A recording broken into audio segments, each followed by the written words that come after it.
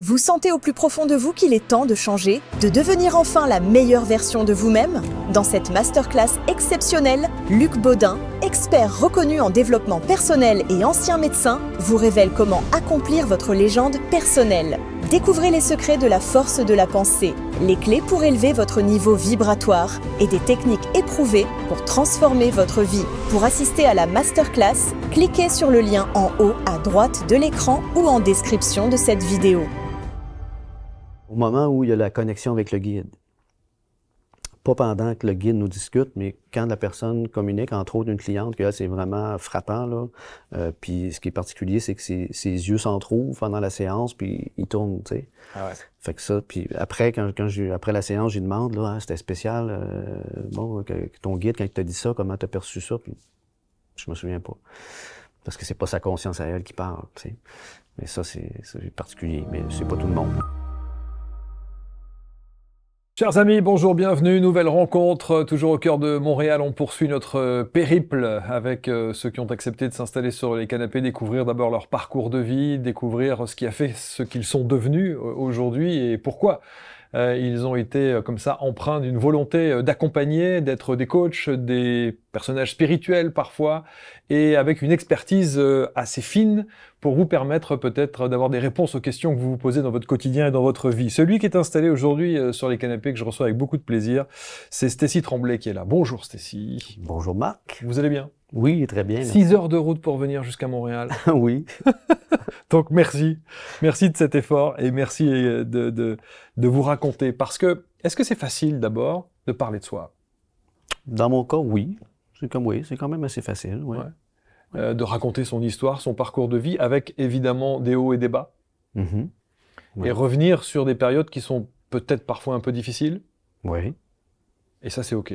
Oui, parfait. Parfait. Vous êtes maître praticien, on va parler d'hypnose, on va parler d'hypnose spirituelle et de régression. S'il y a bien, je crois, un sujet qui fascine notre communauté, ceux et celles qui regardent les programmes, c'est 1, l'hypnose, et 2, l'hypnose de régression. Oui. Comment l'hypnose entre dans votre vie? L'hypnose est rentrée dans ma vie, je te dirais un peu par hasard. Si tant est que. Oui, c'est ça. En fait, mon frère m'a parlé d'hypnose. Parce qu'il y avait des problèmes de concentration. Puis, bon, je suis quelqu'un qui dort quand même pas beaucoup, dépendamment des périodes. Je suis quelqu'un très actif.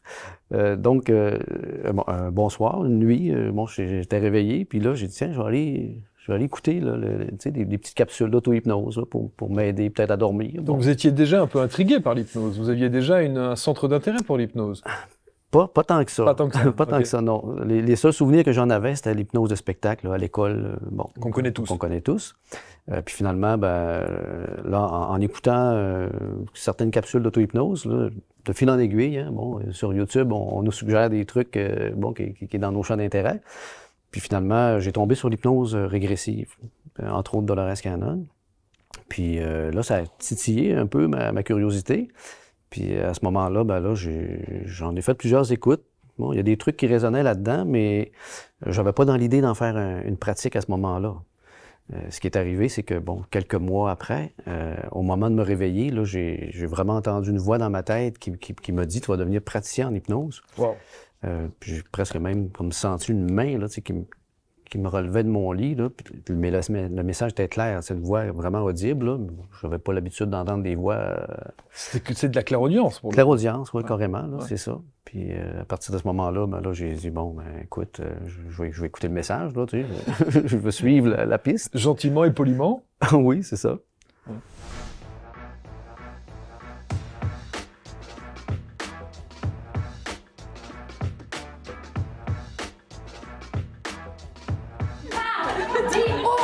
Parce que le truc de...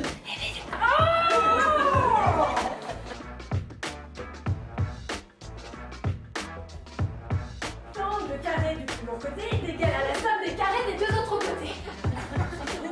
Je ne m'en suis jamais servi de mal.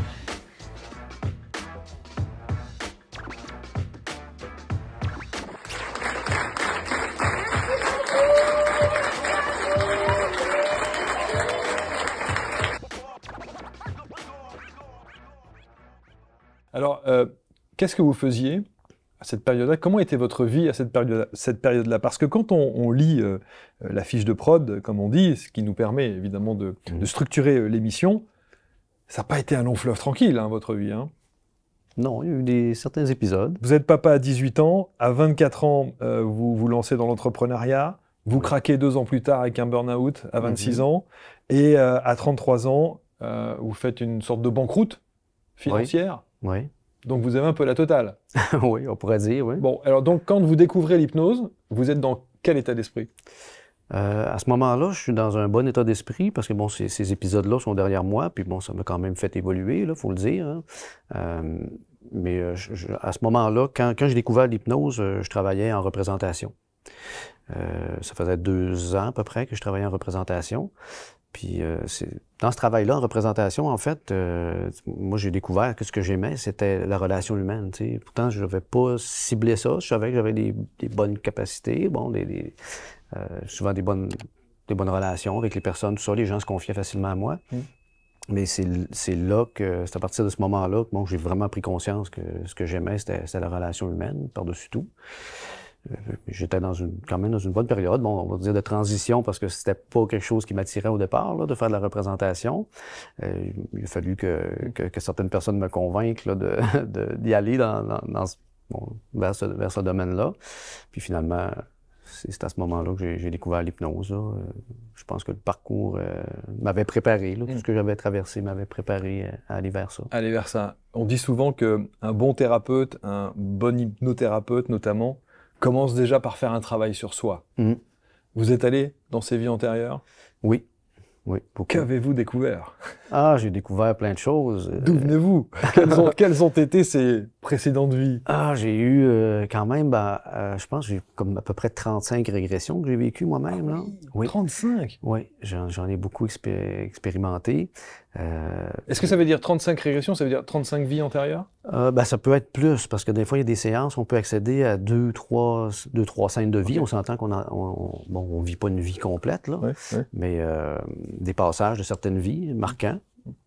Fait que des fois, ça peut être 2, 3 dans une séance. Quoique, bon, généralement, je te dirais que c'est à peu près 1 à 2, là. Ça fait que, bon, c'est pas toujours des séances non plus qui m'ont emmené vers des vies antérieures. D'autres fois, c'était des messages symboliques ou des trucs que j'avais à comprendre qui m'étaient livrés, là.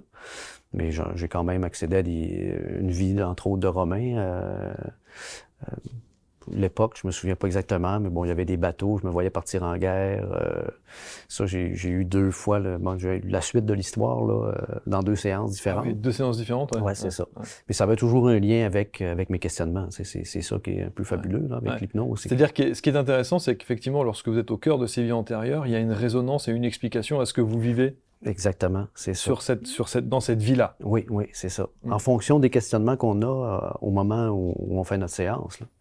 Parce qu'il y a toujours quelque chose qui nous motive à aller chercher des réponses, des questionnements. Puis en fonction des questionnements, on dit la conscience supérieure, hein, c'est ce qu'on appelle. Dolores Cannon appelait ça, je pense, la supraconscience. C'est elle qui va diriger l'expérience, puis qui va nous livrer le message. À partir de ces scènes de vie-là, on va comprendre la leçon à tirer, les apprentissages. Ça nous apporte des compréhensions, des prises de conscience. Puis... Qu'est-ce que vous avez compris, vous, de vos vies antérieures, qui expliquerait la vie et peut-être les injonctions, les difficultés, les choses difficiles que vous vivez aujourd'hui? En fait, en gros, ce que j'ai compris, c'est que tout était planifié. Fait que tout ce qu'on a choisi dans notre vie, toutes les vies qu'on choisit, c'est déjà orchestré avant qu'on arrive. Ça m'a beaucoup donné, ça m'a donné des pistes sur un petit peu, on va dire peut-être mon profil de personnalité, tu sais. Le fait d'être quelqu'un comme on disait tantôt, j'étais jeune entrepreneur, fait que je me suis vu dans des vies où j'étais un commerçant. Fait que ça m'a permis un petit peu de dire, OK, je comprends d'où ça vient, parce que quand on est jeune et qu'on a le goût de se lancer en entreprise, souvent, on ne sait pas d'où ça vient. Je suis quelqu'un qui a des capacités en dessin aussi, ça fait que ça, j'ai vu que j'étais quelqu'un de très créatif aussi dans d'autres vies, fait qu'il y a des patterns un peu qui se répètent là, au niveau de notre personnalité. Fait je te dirais qu'en gros, c'est ça. C'est sûr que bon, ça m'a permis aussi de comprendre certains blocages. Là. Entre autres, j'avais la peur des chiens. Depuis que j'étais tout petit, là, c'était incroyable. Là. Et donc, ça disait quoi dans une vie antérieure par rapport aux chiens? Dans une vie antérieure, je me suis vu comme étant une femme inuite qui était seule en train de garder, on va dire, un camp. Là. Les hommes étaient tous partis à la chasse. Puis là, il y a une meute de loups qui est arrivée. Puis là, je pense que je vivais dans la séance et que je me faisais attaquer par ces loups-là. Puis entre autres, je sentais même les morsures, les crocs sur les os, tout ça. Là. Puis il y en a un qui m'avait pris à la gorge. Puis je me souviens d'être mort, étouffé par les os, là, par les crocs. Puis d'être passé dans l'entrevie, puis d'en avoir compris tout ce que j'avais à comprendre par rapport à cette vie-là. Mais ça, entre autres, ça expliquait la peur des chiens. C'est ça. Puis après ça, ben, ça s'est placé à ce niveau-là. Quelle est pardon, des 35 expériences d'hypnose régressive que vous avez vécues, celle qui vous a vraiment profondément le plus marqué? J'en ai une que ça a été vraiment spécial. Ça a été lors d'une formation à Montréal. C'est une formation en hypnose là, que je vivais, puis on faisait des pratiques, on faisait des échanges, bon, dans le cadre de la formation. Puis j'ai vécu comme, on va dire, une espèce de, comment je dirais, c'est un peu comme une mise à jour, là. Je me suis retrouvé dans un espace où il y avait des êtres de lumière qui étaient là. Entre autres, il y avait des guides. Dans mon cas, quand il y a des guides, il y en a toujours un qui a une main sur une épaule. Fait que je sentais qu'il y avait, bon, il y a comme une surveillance un peu, hein, pour pas. Ce que je comprenais, c'est que si j'allais trop rapidement vers ces énergies-là, hein, qui sont, c'est tellement puissant au niveau des fréquences qu'on a le goût d'aller se fusionner, tu sais. Puis là, on m'avait préparé. Puis là, j'ai eu vraiment un moment de connexion avec ces êtres-là. Puis c'était un peu comme une récompense. Et là, bon, ça peut paraître un peu bizarre, mais on me plaçait une espèce de collier, un cristal bleu au niveau du cœur. Puis moi, je me voyais comme étant un de ces êtres-là, de la même apparence. Là. Tu sais, on ne pourra pas mettre de visage là-dessus, mais on s'entend que c'est une forme humanoïde, lumineuse. Un peu, ce qui revient souvent un peu là, comme visuel, c'est comme s'il y avait une espèce de tunique là, tu sais, par-dessus la tête, puis le cœur étant comme un soleil. Puis tous ces êtres-là, bon, avaient un cœur comme ça, là, un soleil comme ça. Puis là, ce cristal-là qui me plaçait, c'est comme diffusé dans mon cœur. Puis on me disait que c'était une récompense, que j'avais dépassé mes objectifs d'incarnation. Oh. Puis c'était tellement puissant en énergie, là. Je sais pas si tu connais la Kundalini, là, mais bon, la Kundalini activée pendant, je pense, 30 minutes pendant la... Ce qui n'est pas nécessairement agréable, hein? Non. C'est vraiment très puissant. Ouais. Au point où, tu sais, tu vas atteindre pratiquement le maximum de ton endurance là, physique, parce que c'est comme de l'énergie qui tourne autour de ta colonne vertébrale. Puis ça serre la nuque, là, c'est incroyable. J'avais l'impression d'avoir la nuque dans un étau, là, tu sais.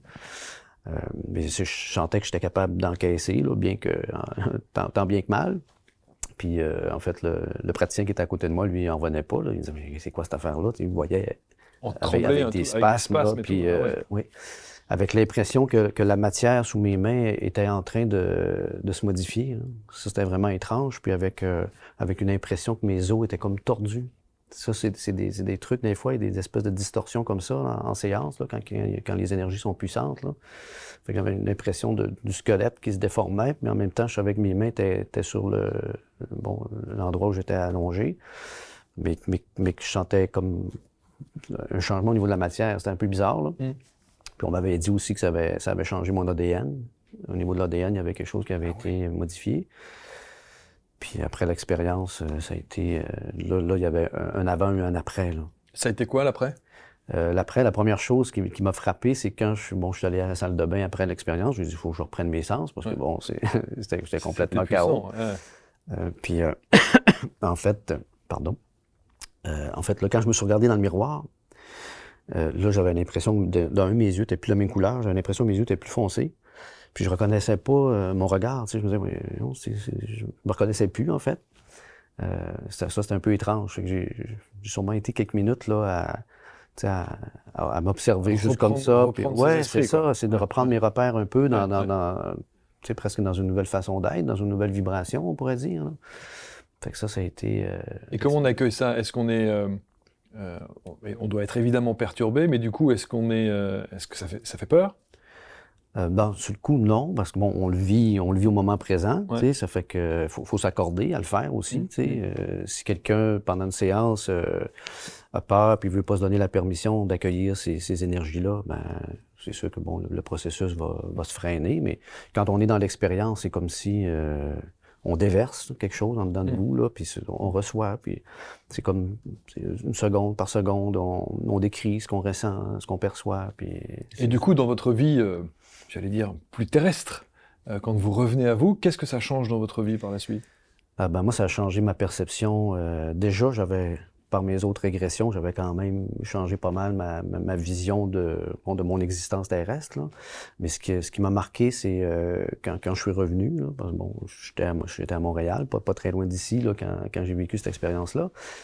Puis quand j'ai reparti, en traversant le parc des Laurentides, là, à travers les montagnes, tout ça, je sentais une connexion avec la planète incroyable, là.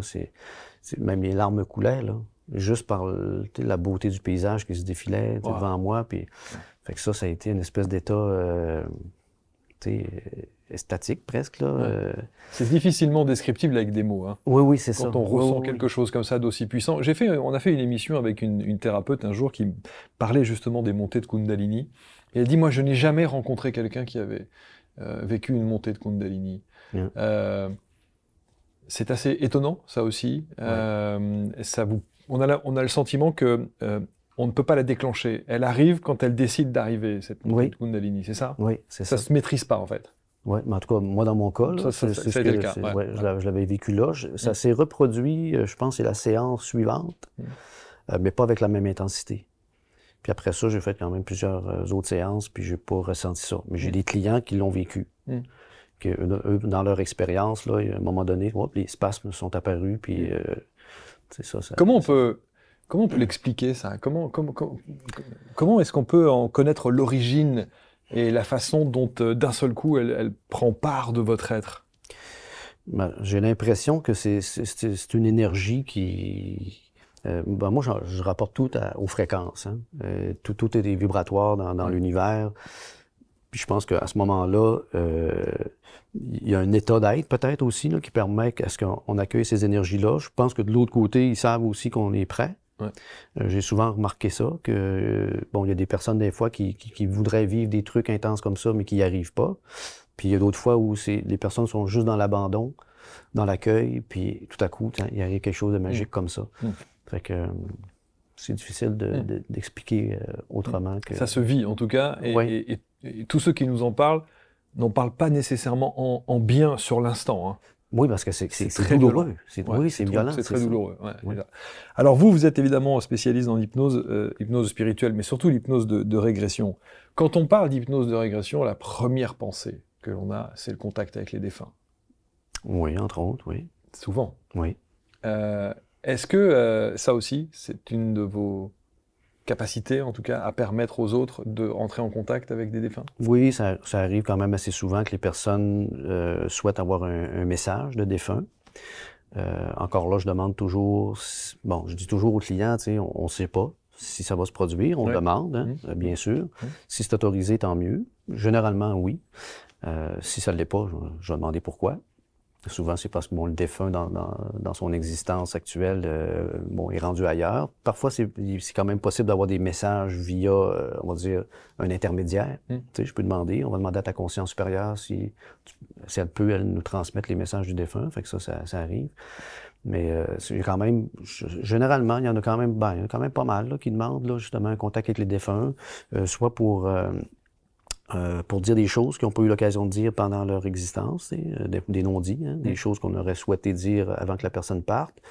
Il y en a qui sont partis dans des conditions, on va dire, relationnelles difficiles. Bon, je suis pas une chicane avant de partir. Des fois, c'est une cause d'accident qui est restée un peu inexpliquée aussi. Ou brutale. J'ai même vu des cas où, des fois, on a aidé le défunt. T'sais, je me souviens d'une cliente, ça avait été particulier parce qu'elle, elle souhaitait une connexion avec le défunt. Puis finalement, on s'est rendu compte que le défunt n'était pas passé vers la lumière, puis que lui était resté dans sa colère parce qu'on était quand même assez jeune, une quarantaine d'années, puis qu'il était décédé d'un cancer assez violent. puis qui était resté dans une colère dans lui. Là. Puis quand ce que j'ai compris aussi, c'est que quand on passe la mort puis qu'on est dans des émotions négatives, on peut expérimenter ce qu'on appelle le bas astral, que certains appellent l'espèce de purgatoire où les âmes sont errantes. Là. Fait que ça, c'est arrivé à quelques reprises là, que j'ai vu ça. Mais dans ce cas-là, on a pu questionner, dialoguer avec le défunt. Puis là, le défunt, en fait, moi, j'avais noté un peu les émotions négatives que la personne avait. Je sais pas, de la colère, de l'incompréhension, du regret. J'avais tout noté ça pour aider la cliente. Puis finalement, on s'est aperçu que on a aidé le défunt. Puis c'est lui qu'on a permis de baisser un petit peu son taux de mauvaises émotions. Pendant une séance, lorsque vous faites effectivement, notamment sur le principe du contact avec les défunts, on imagine très très bien la séance d'hypnose. Il y a à un moment donné ce contact et vous dites « je prends des notes ». Oui. Donc vous écoutez ce que la personne vit et ce qu'elle vous décrit en état d'hypnose. Et c'est à ce moment-là que vous prenez des notes. Oui, c'est ça. Tout le long, je prends un petit peu des notes parce qu'en fait, dans une séance comme ça, ce qu'on veut, c'est un peu un travail d'enquêteur. Hein? On pose des questions pour comprendre le personnage, le lieu, l'action, le ressenti.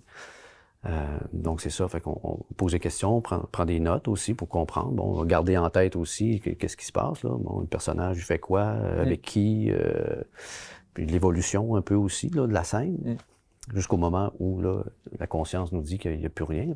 On pose la question, est-ce qu'il y a d'autres choses à comprendre? Parce qu'on, comme je disais, on ne parcourt pas toute une vie.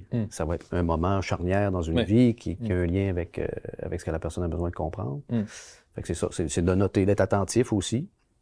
Parce que le fait d'être attentif, moi, ça me permet un peu comme si je voyageais un peu avec la personne. Hein. Je lui tiens la main, je connais le chemin pour l'amener de l'autre côté du voile. Il faut que je sois là aussi comme guide pour m'assurer qu'elle est tout le temps bien au niveau émotionnel. Qu'elle exprime aussi, là, parce que des fois, le mental peut essayer de prendre le dessus. De prendre le dessus, oui, bien sûr. Donc, c'est de dire, OK, reste concentré, continue à me décrire ce que tu perçois. Fait que c'est de l'encourager à maintenir la connexion. Fait que ça, c'est important de faire ce travail-là, de tenir le client de tenir le fil, pas l'échapper. Puis... Vous savez combien de séances vous avez eu l'occasion de faire? Actuellement, je suis autour de peut-être 800 quelques séances environ. Ouais. Ça en fait des histoires. Ah oui, c'est ça incroyable. En fait des tranches de vie. Hein. Oui. Ouais, clairement. Quelle est celle qui vous a profondément le plus marqué? Il y en a plusieurs qui m'ont marqué. Il y en a où c'est tellement beau, c'est incroyable. Il y a des séances, je l'ai raconté souvent, là. Bon, peut-être que les gens sur votre chaîne ne l'ont pas entendu, mais des cas d'inceste. Quand les personnes vivent des incestes, puis qui ont souvent vécu à bas âge, là. Puis entre autres, je me souviens d'une cliente que j'ai accompagnée sur 6 séances. Parce qu'elle, elle se disait, j'en ai gros à travailler, tout ça. Puis c'est un abonnement que j'offre de plusieurs séances là, pour les personnes qui sentent qu'ils veulent s'impliquer dans une démarche là, vraiment en profondeur. Puis la personne avait vécu ça, je sais pas, à l'âge de peut-être 7-8 ans. Là. Puis finalement, elle s'est retrouvée dans une vie antérieure où elle était une petite fille il y avait eu une guerre dans le village, puis il y avait... je sais pas si c'est une tribu, là, on pourrait dire, là, ça me semblait être médiéval, pas mal. Puis le village avait été attaqué, les hommes, les femmes avaient été tués, puis les petites filles avaient été capturées pour être données comme esclaves sexuels aux dirigeants de l'autre tribu, puis qui avait revécu toute la scène d'agression avec son agresseur à cette époque-là. Puis qui a fini par mourir, les os cassés en dessous de son agresseur. Mais écoute, puis je parle beaucoup de détails là, parce que c'est vraiment poignant. Là. Puis que les autres petites filles qui étaient là, elle les a reconnues comme étant ses sœurs de sa vie actuelle. Puis l'agresseur étant son père de sa vie actuelle aussi. Ah ouais? Oui. Puis là, ce qui a été intéressant, c'est que, je me souviens plus de l'ordre chronologique là, à travers les séances, mais je me souviens que il me semble que c'est la dernière séance. Là, on a demandé un contact avec l'âme de son père qui était décédé. Qui était décédé. Puis là, ça a été vraiment touchant parce que là, elle s'est retrouvée au niveau du Conseil des sages, qu'on appelle, là, de la station. Où là, il y a comme on peut nos conseillers d'incarnation qui sont là. Puis son père lui a dit, l'âme de son père lui a dit, je te demande pardon pour ce que je t'ai fait. Je veux que tu saches que c'était planifié dans le plan d'incarnation. Wow. Puis qu'en fait, c'était pour te permettre de t'exprimer. Puis là, ce qui a été vraiment particulier, ça a été vraiment un moment touchant, là, c'est que pendant toutes les autres séances, la cliente, parfois, elle pleurait, tu sais, puis il y avait des grosses émotions qui montaient, mais son langage corporel, tu sais, bon, me laissait croire qu'à un moment donné, j'allais l'entendre pleurer. Puis je me disais, c'est impossible qu'elle ait ce langage-là, mais qu'il n'y a aucun son qui sort. Puis je me souviens qu'elle m'avait dit, vers la fin de la séance, j'ai dit, ouais, est-ce que le micro fait défaut? Parce que j'ai dit, je te voyais pleurer, puis tu sais, il n'y avait aucun son. Ben, elle dit, écoute, c'est l'histoire de ma vie, ça, de pleurer en silence. Puis la dernière séance, après le contact avec son père, tout ça, là, elle a pleuré, puis elle a sorti le son, tu sais. Fait que ça, j'avais trouvé ça vraiment fort de sens, là. J'avais dit, wow, elle s'autorisait, tu sais, enfin. Une sorte de libération. Oui. Puis il y avait un problème aussi au niveau des genoux, là, tu sais. Puis les genoux, c'était la soumission, tu sais, c'était de s'agenouiller, de ne pas avancer. Fait qu'elle se refusait d'avancer dû au fait que, en fait, elle traînait ça, puis elle ne réglait pas, tu sais. Fait que tu sais, comme quoi le corps parle beaucoup. Oui. Et vous l'avez revu après? Vous avez suivi son évolution? On a fait un petit suivi, mais je me souviens pas, mais je me souviens qu'en fait, elle m'avait dit que ça avait fait énormément de bien. Là, puis bon, c'est quelqu'un qui avait fait quand même pas mal de thérapie dans sa vie, tout ça, puis qui avait essayé par différents moyens de trouver des... Et ça ne marchait pas? Souvent, c'est ça. Souvent, ça marche pas. Bon, ça peut aider, mais c'est comme si on va pas vraiment toucher le cœur de ce qu'on a besoin d'apprendre. C'est là où on se rend compte à quel point le transgénérationnel est important. Hein. Oui. De bien prendre conscience de ça, d'aller le visiter, d'accepter de le visiter, d'être prêt à le visiter, et ensuite, évidemment, de faire ce travail-là. Parce que lorsque vous faites des hypnoses de régression, c'est votre spécialité, je rappelle, vous allez effectivement identifier la chose, la cause. Mais quel travail vous faites pour... Parce qu'une fois qu'on est identifié, on l'a identifié. Mais est-ce qu'il y a un travail derrière qui permet soit de couper, de casser, de nettoyer? Ben, en fait, c'est différent pour chacun. Je dirais, déjà, nous, au Québec, à cause de l'ordre des psychologues, on n'a pas le droit de cibler la cause. D'accord. Parce que ça serait considéré comme on va dire, une intention de porter un traitement. Pourtant, lorsque vous faites l'hypnose de régression, vous allez sur la cause. Ben, en fait, c'est que la personne y va par elle-même. Tu comprends? C'est pas moi qui va dire tu vas aller à la cause de ta problématique. Bon, tu vas aller vers une vie antérieure qui serait utile, bénéfique pour toi d'explorer. Fait qu'on y va de façon large comme ça. Puis c'est la conscience supérieure qui va décider vraiment d'aller explorer. Puis c'est après qu'on comprend, parce que sur le coup, on comprend pas. Après, on comprend. Puis là, c'est de demander des conseils. C'est vraiment d'aller poser des questions pour comprendre. Donc, mieux comprendre, c'est quoi son malaise? Parce qu'on peut aider une personne à mieux comprendre ou à mieux gérer ses blocages. Fait que c'est un peu dans ce sens-là. Notre approche est respectueuse de la loi 21 pour ça. Ça fait que c'est dans ce sens-là. Puis à un moment donné, tu sais, les questions viennent, les réponses viennent par elles-mêmes. Puis là, tout à coup, tiens, et les conseils aussi qu'on demande à la conscience supérieure. Puis on se rend compte que toutes les réponses sont là. Le travail par après, il n'y a pas vraiment de travail par après, je te dirais. Là, c'est la personne, moi je suggère aux personnes de réécouter la séance. Fait que déjà de réécouter la séance. Au niveau neuronal, on revalide les apprentissages. On peut se rendre compte qu'on a dit des choses qu'on ne se souvenait pas vraiment, tu sais, parce que bon, dans une séance qui dure 2 heures, on ne retient pas 100% de toute l'information. 2 heures? Oui, c'est 2 heures à 2 heures et demie. Wow. Ouais, c'est long. Oui, c'est ça. Fait que bon, il y a une petite partie de discussion au début, après ça, l'induction. Puis les parties exploration, je te dirais que c'est peut-être 1 heure et quart, 1 heure et demie, là. Fait que c'est ça. Fait qu'à partir de ce moment-là, la personne peut réaccéder à ces informations-là. J'ai vu des personnes, des cas où des fois la personne sortait de son expérience en disant, je suis un peu déçu, il me semble que j'ai pas reçu grand-chose. Puis finalement, après réécoute, me renvoyer un petit message, dire, écoute, j'en reviens pas, là, c'est incroyable la quantité d'informations que j'ai reçues, la qualité des messages, parce qu'il y a beaucoup de sagesse qui sort de ça. C'est vraiment incroyable. Fait que c'est là souvent qu'après coup, on va dire, ça se matérialise dans la matière, tu sais, parce que là, la personne l'a comme pleinement intégré.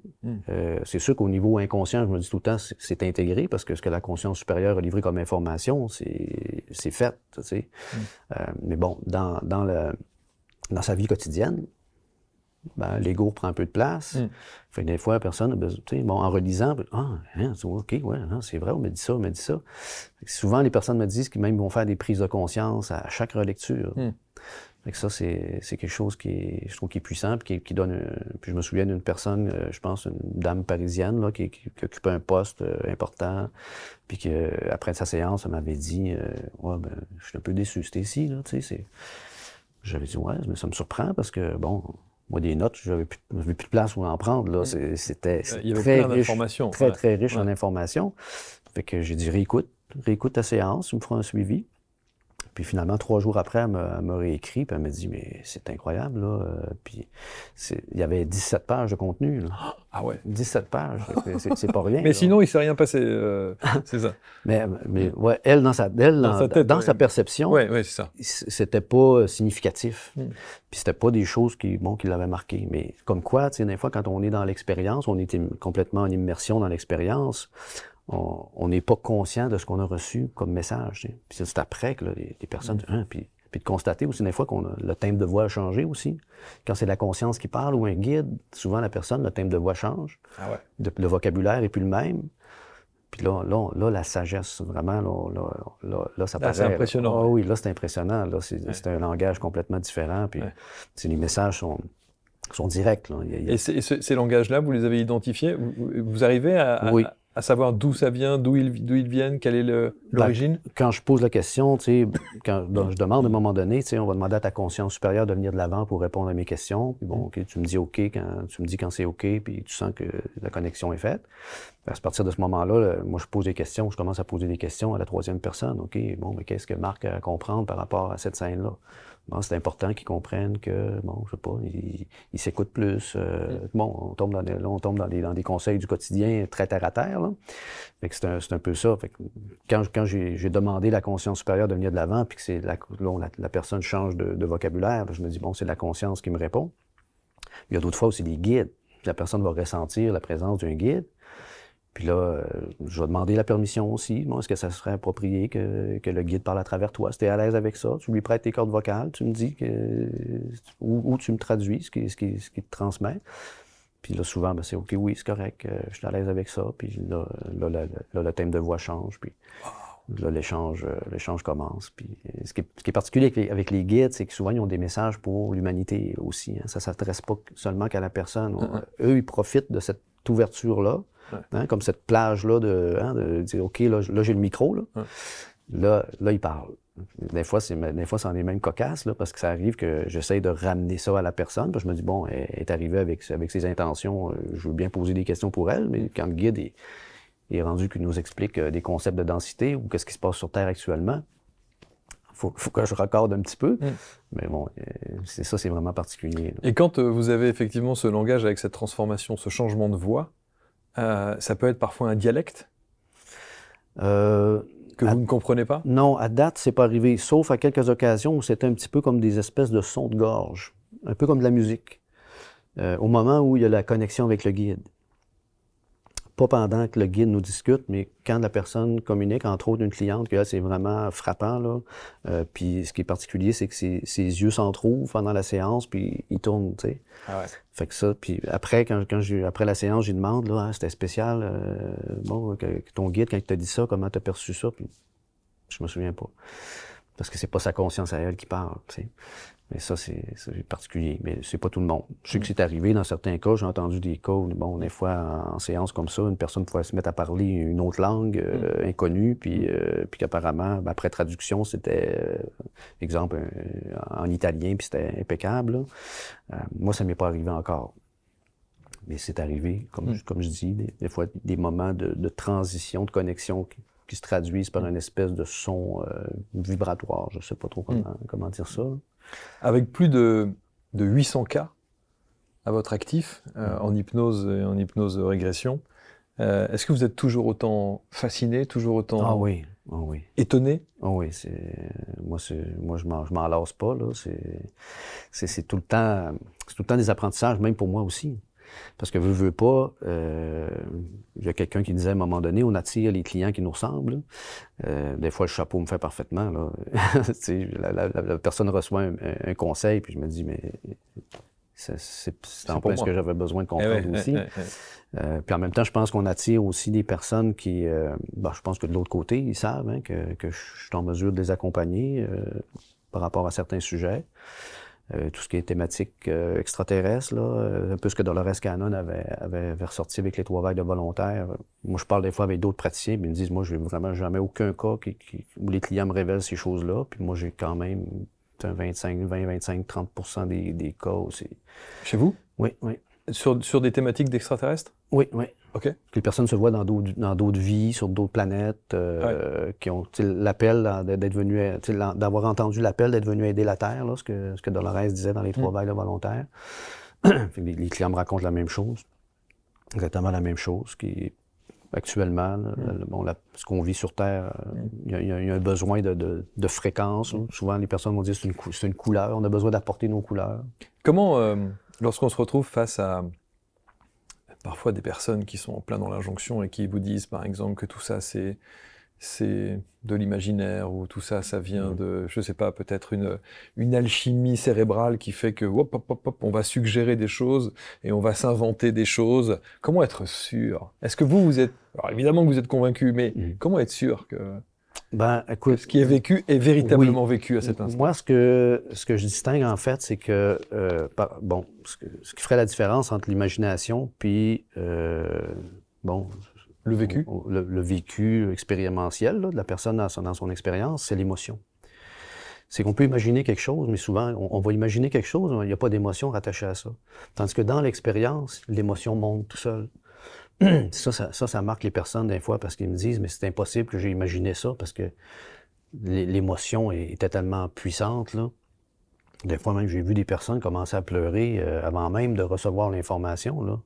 Puis un cas, ça m'avait vraiment surpris parce que la personne m'avait averti avant de commencer la séance. Elle dit « là, je vais juste te dire là, que tu me feras pas pleurer. » Ça fait, je pense, plusieurs années de psychothérapie qu'elle avait faite, puis elle avait dit, ma psy n'a jamais réussi à me faire pleurer. Fait que, j'ai dit, moi, de toute façon, c'est pas mon intention. Mais si tu as envie de pleurer, sens-toi à l'aise. Laissons-nous porter. Puis finalement, j'avais même pas fini mon induction. Elle s'est mise à pleurer spontanément comme ça, puis ça a été la personne qui a le plus pleuré que j'ai vu, là. Donc vous diriez que ce qui fait la différence dans le doute que l'on pourrait avoir, c'est l'émotion. Oui, oui. C'est le fait que les personnes qui vivent l'expérience revivent une émotion. Oui, oui. C'est je dirais le réalisme. C'est vraiment comme si la personne le vit pour de vrai. T'sais. Puis c'est ça, faut pas se couper de... en fait, des fois, il y a des personnes qui ont un mental un peu résistant. Puis je me souviens d'une personne qui me disait, je veux pas utiliser mon mental résistant, mais elle me disait, je veux pas utiliser mon imagination. Mais je dis, pourquoi? Tu veux pas? C'est mon mental. J'ai dit, laisse aller ton imagination. Parce que, quand on est dans les fréquences d'état, l'imagination, c'est très fertile. Fait que je dis, laisse aller, puis imagine, là, peu importe, laisse aller ton imagination. Ah, OK, là, je me vois à tel endroit, nanana. Des fois même, je vais demander d'inventer une histoire. Quand je vois qu'il y en a qui ont un mental un petit peu résistant, si tu aurais une histoire à raconter, qu'est-ce que ce serait? Où tu te trouverais? Ah, je me trouverais à tel endroit. Hein? On contourne comme ça, puis là, tout à coup, il y a une scène qui se décrit, puis finalement, après, quand on pose les questions, il y a une logique, il y a un lien, tout est cohérent à perfection. Qu'est-ce que vous donneriez comme conseil à ceux qui nous regardent aujourd'hui et qui ont envie de tenter l'expérience d'une hypnose régressive et qui ont parfois quelques appréhensions? Si vous aviez 2-3 conseils à donner. En fait, c'est de s'abandonner dans l'expérience, de ne pas essayer de contrôler. Ça, c'est important. C'est de se donner la permission de le vivre, aussi d'être dans l'accueil. Moi, je dis tout le temps aux clients, il faut être dans l'accueil, il ne faut pas être dans l'attente, parce que si on s'attend à quelque chose, on peut peut-être être déçu. Fait que c'est juste, si on veut expérimenter, on se laisse aller. Première chose que je conseille, en fait, puis que je fournis à mes clients, c'est de la préparation. C'est des audios préparatoires. Okay. La personne passe par un processus de conditionnement. Okay. Que vous avez enregistré au préalable? C'est ça, qui fait partie d'un module de préparation, là, avec des informations, de la lecture un peu, qu'est-ce que c'est que l'hypnose, un petit peu les grandes lignes. Là. Puis après ça, une fois que la personne est bien préparée, c'est plus facile de se laisser aller, parce que déjà, elle est adaptée, on va dire, au rythme hypnotique, au thème de ma voix. Fait qu'il y a une familiarité. Déjà, il y a comment on appelle ça... pas un ancrage, là, mais une association. Tu sais, l'association du son de ma voix avec l'état hypnotique. Puis j'ai des clients, ça, je me souviens, là, il y a une cliente que j'ai vue il n'y a pas si longtemps, puis elle me disait, écoute, je parle avec toi, là, puis je suis en train de plonger, là, tu sais, parce que j'avais 4-5 séances de fait avec moi, puis juste le son de ma voix, c'est tout de suite, elle l'associe à la transe, puis hop, elle se sent glisser. C'est ça. Fait que c'est vraiment de se laisser aller, de ne pas essayer de contrôler, d'être dans l'accueil. Puis la magie opère, c'est ça. Quand on parle d'hypnose, on a souvent tendance, et on a très souvent des réflexions du genre « mais moi, c'est pas pour moi », parce qu'évidemment, je ne suis pas hypnotisable. Tout le monde l'est. En principe, tout le monde l'est. 3 choses qui feraient que la personne ne serait pas capable, c'est de ne pas se laisser aller, que la personne a peur, ou que la personne refuse complètement, tu sais, se bloque, ou écoute pas mes suggestions, tu sais, en fait. Tu sais, si la personne ne me fait pas confiance, il n'y a pas l'alliance thérapeutique qu'on appelle, confiance, confidence, c'est proche. Fait que si la personne accepte de se confier, de me faire des confidences, de me dire ce qu'elle perçoit, ce qu'elle ressent, ça se fait tout seul, là. Fait que c'est juste d'être attentif. À partir de ce moment-là, c'est un état de relaxation. Hein. On apporte la personne dans un état de relaxation, puis le cerveau change de fréquence. À ce moment-là, on interagit. Puis, fait que des fois, il y a un petit peu le jeu du mental qui peut faire en sorte que, bon, des fois, la personne a des petites résistances. Mais habituellement, on réussit quand même pas mal tout le temps à contourner le mental. Ça arrive à l'occasion, qu'il y en a vraiment qui se laissent pas aller. Mais quelque part, c'est un peu eux qui sabotent leur expérience parce que, bon, même si je donne toutes les directives avant, si la personne ne se laisse pas aller, je te dirais que c'est souvent, c'est pas la peur. Là. Il peut y avoir une petite inquiétude avant parce qu'on ne sait pas à quoi on va accéder. Bon, je vais-tu accéder à une vie? Ben, des fois, la peur de revivre un moment traumatisant. Douloureux, bien sûr. C'est ça, là, tu sais, je vais-tu souffrir? Mais tu sais, j'ai dit, ta conscience supérieure t'emmènera jamais vers quelque chose qui va être négatif pour toi. Là. Puis ça fait même partie des balises qu'on installe. C'est que tu vas accéder à seulement ce qui est utile, bénéfique pour toi. Tu vas ignorer tout le reste. Fait qu'on balise ça comme il faut pour que la personne reçoive juste ce qui est bon pour elle. Puis si la conscience décide d'envoyer vers un traumatisme, quelque chose de vécu, ben, c'est parce qu'il y a quelque chose à comprendre. Il faut le vivre. Ouais. C'est ça. Il faut expérimenter. Oui. Alors là, on parle évidemment beaucoup d'hypnose régressive et on parle de vie passée et de plan d'incarnation, mais je sais pas pourquoi je tousse, mais Montréal, je sais pas si c'est parce qu'il fait froid chez vous, mais j'ai une espèce de petite toux là qui m'habite à ce moment-là. Lorsqu'on parle d'hypnose, tout simplement, est-ce que on sait que l'hypnose permet aussi l'arrêt du tabac, la perte de poids, de régler aussi certaines phobies. Est-ce que vous pratiquez ça? Pas directement. Ça peut arriver que les personnes posent la question, parce que moi, je suis pas dans l'hypnose thérapeutique, mais j'ai vu des cas là, où les personnes, ça faisait partie, bon, j'aimerais ça, explorer ce point-là. Je pose la question, toujours via la conscience supérieure. Je reste dans le protocole de l'hypnose spirituelle de régression. Puis la personne a ses réponses. Puis il y en a quand même plusieurs qui m'ont dit « Ah, ben, vois-tu, mon envie de fumer a passé. » Puis alors qu'on avait même à peine abordé, tu veux dire, on n'a pas fait comme en hypnose thérapeutique où on a essayé d'associer un autre goût au tabac ou quoi que ce soit. Tu sais. Les phobies, par exemple, ça peut être dû à une vie antérieure? Ça peut arriver, oui. Ça peut arriver. Comme vois-tu, moi, la peur des chiens que j'avais, c'était d'une vie antérieure. J'ai vu des fois la peur de l'eau, des noyades dans une autre vie. La peur de l'avion. Peur de l'avion, ça peut arriver aussi. Une chute, quelqu'un tombé en bas d'un pont ou d'un rocher, quelque chose comme ça. Il y a quand même des cas là, où j'ai vu des liens. Là. Ça, c'est arrivé. Des fois, c'est spécial, c'est plus subtil. Des fois, j'ai vu une personne où c'était une carence là, en minéraux. Puis sa conscience l'avait projeté dans une vie d'une particule minérale dans une grotte. Là, puis dans l'eau, à un moment donné, elle dit je fais partie intégrante de la vague d'eau, là, je suis dans l'océan. Puis bon, quand j'ai posé la question, ben, la conscience dit c'est parce qu'elle a une carence au niveau de ses minéraux, fait que ça serait de vérifier ça. Des fois, il y a des trucs un peu farfelus, là. Mais il y a toujours une explication, une compréhension. J'allais dire, Stécie, mais il faut écrire. Mais Stécie a écrit. Évidemment, les ouvrages sont ici, on va les mettre sur l'écran. Alors, le premier, Conversation avec mon âme.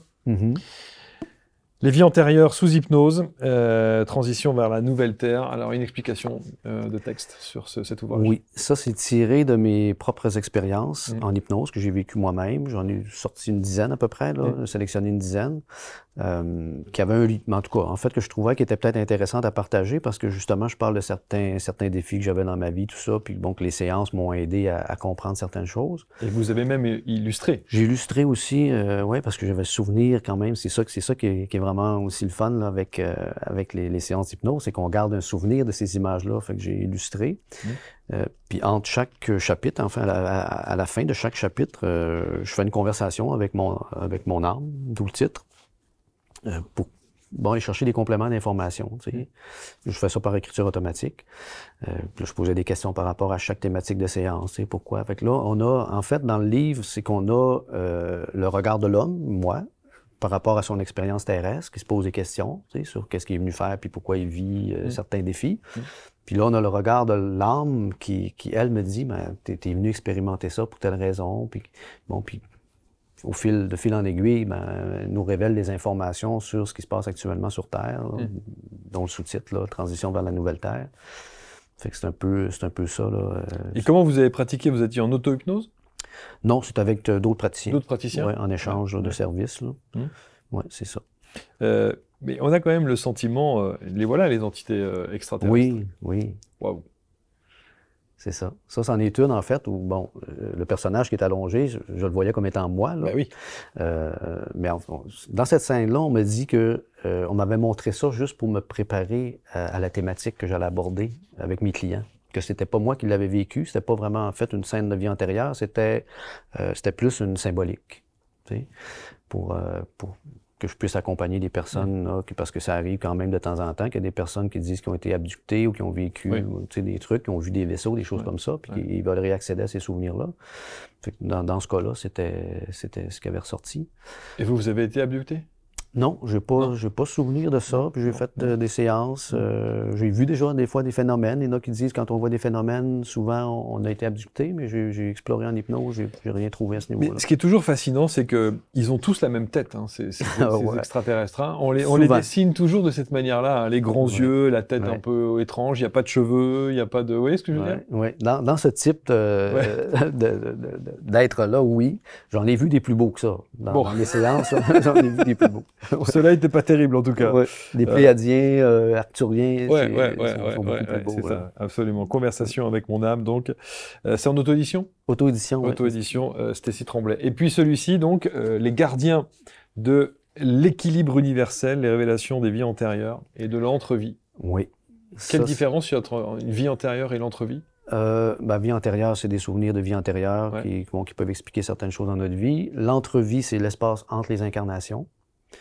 C'est là où on va discuter avec les guides, on va comprendre c'est quoi les rôles d'apprentissage qu'on a, certains défis qu'on a sur notre passage aussi, des fois des maladies, des événements qu'on vit, qui sont planifiés avant l'incarnation. On peut aussi aller explorer au niveau de l'évolution de l'âme.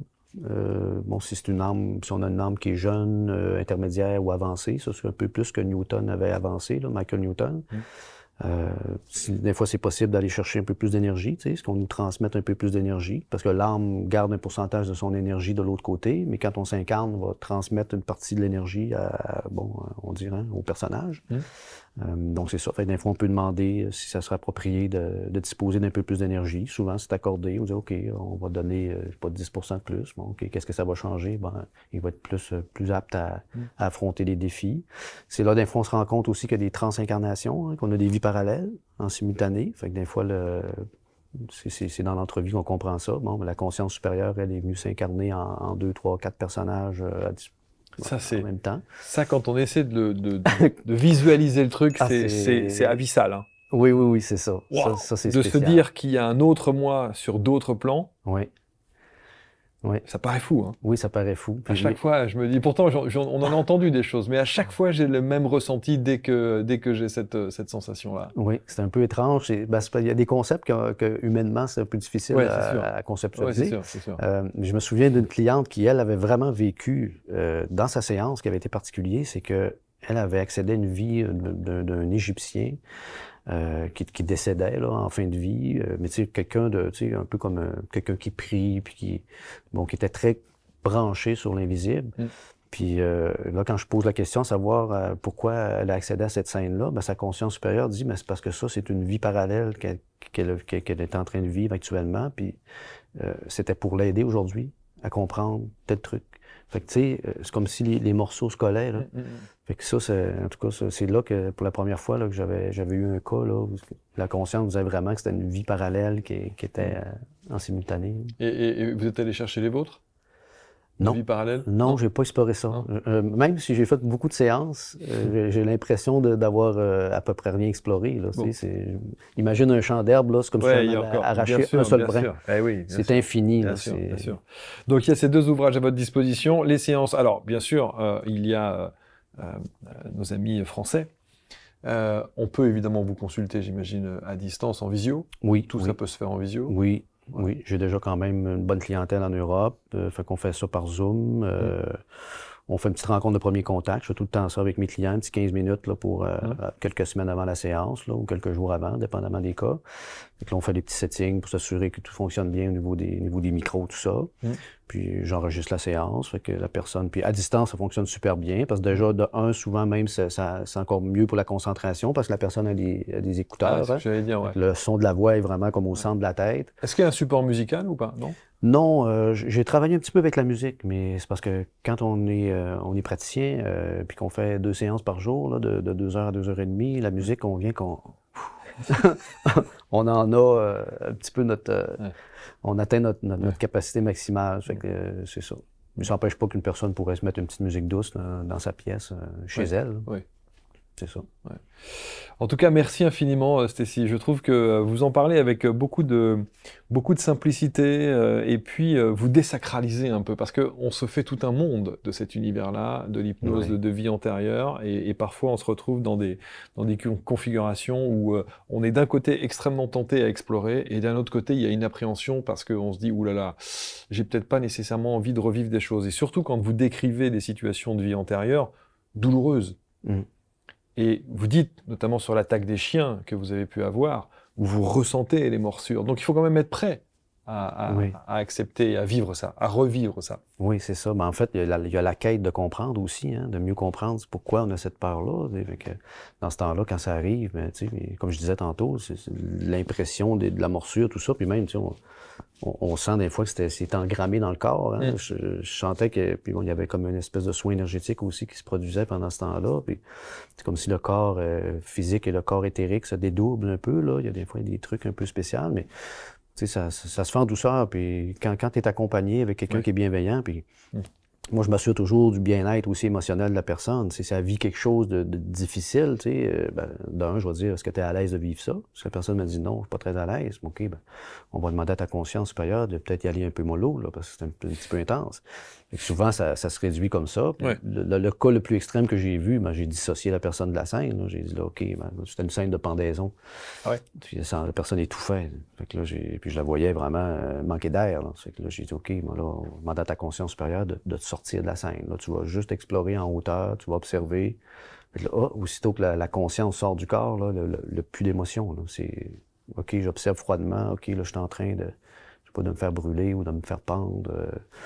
De telle personne qui est là. On continue à chercher de l'information, mais on dissocie complètement la personne du personnage. C'est là où il y a un petit paradoxal. Un paradoxe, c'est que quelque part, on dit que tout ce que l'on peut revivre, c'est que l'on est prêt à le vivre.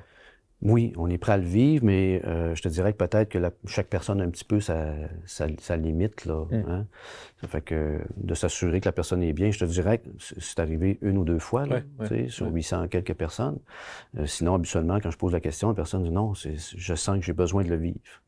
Et ils vont l'accepter pleinement, puis ils savent qu'à quelque part, ça les libère. Vous croyez que l'autre vous, qui est sur un autre plan, est aussi hypnothérapeute? Je sais pas. Je sais pas, mais bon, peut-être que les autres m'ont aidé aujourd'hui à devenir hypnothérapeute, et ça se pourrait. Merci infiniment, Stécie. On vous met autour de la vidéo tous les liens qui vont vous permettre de rentrer en contact avec Stécie Tremblay, les liens avec l'ensemble de ses ouvrages, évidemment. Merci pour votre bienveillance. Merci pour votre approche, votre parcours. Merci de vous être raconté de cette manière-là. Et puis, alors, évidemment, explorer ses vies passées et ses plans d'incarnation, c'est absolument fascinant. Ouais. C'est un joli voyage qu'il faut, dans la mesure du possible, si vous en ressentez le besoin, c'est une expérience à vivre. Oui, oui, mais pour plusieurs, il y en a qui me disent c'est l'expérience d'une vie. Oui, je pense, oui. Ouais. Il y en a d'autres pour qui, bon, ça se passe de façon plus subtile, puis c'est correct comme ça aussi. C'est toujours juste. Ce que je constate, c'est toujours juste. Ça correspond toujours aux besoins de la personne. Et ça peut aider. Bien sûr, ça peut aider, mais oui. Merci infiniment. Merci. Merci à tous, merci de votre fidélité, merci également pour l'ensemble des commentaires bienveillants que vous allez laisser sous la vidéo. Merci de cliquer sur l'ensemble des liens que l'on vous propose pour entrer en contact et prendre rendez-vous avec Stécie Tremblay. Et nous, on se retrouve pour un autre rendez-vous, une autre rencontre, ici au cœur de Montréal. À très bientôt.